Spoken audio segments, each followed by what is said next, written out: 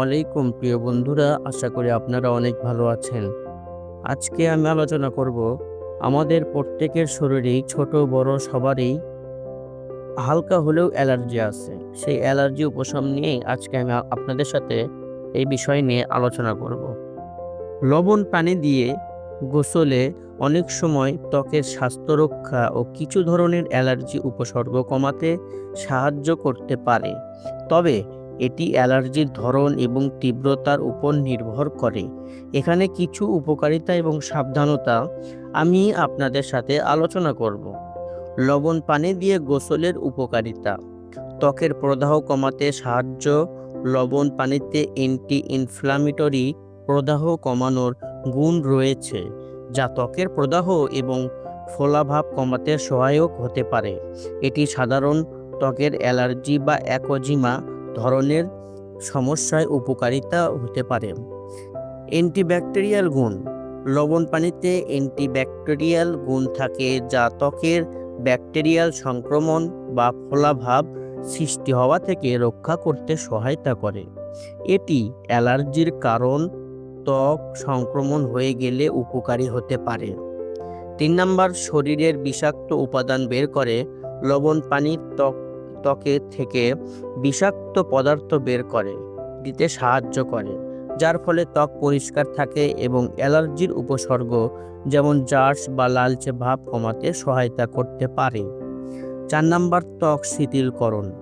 লবণ পানি ত্বকের শিথিলতা বাড়ায় এবং ত্বকের রক্ত সঞ্চালন বৃদ্ধি করতে সহায়তা করে, যার ফলে ত্বক তার প্রাকৃতিক অবস্থায় ফিরে আসতে পারে।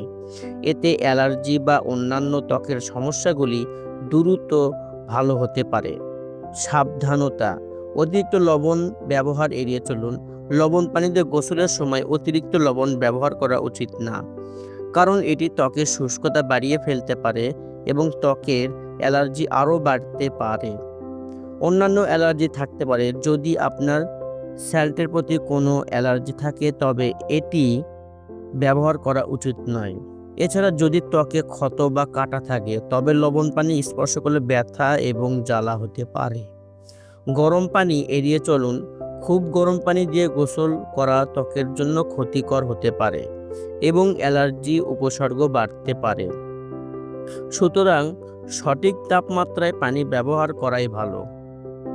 লবণ পানি দিয়ে গোসল কিছু ধরনের ত্বকের অ্যালার্জি বা সমস্যা যেমন অ্যাকজিমা বা ফোলাভাব কমাতে সহায়তা হতে পারে, তবে তা সব ধরনের অ্যালার্জির জন্য উপযুক্ত নয়। যদি আপনার অ্যালার্জি গুরুতর বা তীব্র হয় তবে আপনার ডাক্তারের সাথে অবশ্যই পরামর্শ নেওয়া ভালো হবে।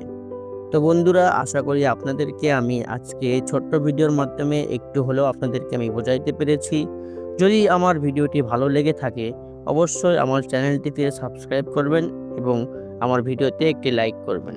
ধন্যবাদ। দেখা হবে নেক্সট কোনো ভিডিওর সাথে। ততক্ষণের জন্য সুস্থ থাকবেন, ভালো থাকবেন। আসসালামু আলাইকুম ওয়া রাহমাতুল্লাহি ওয়া বারাকাতুহু।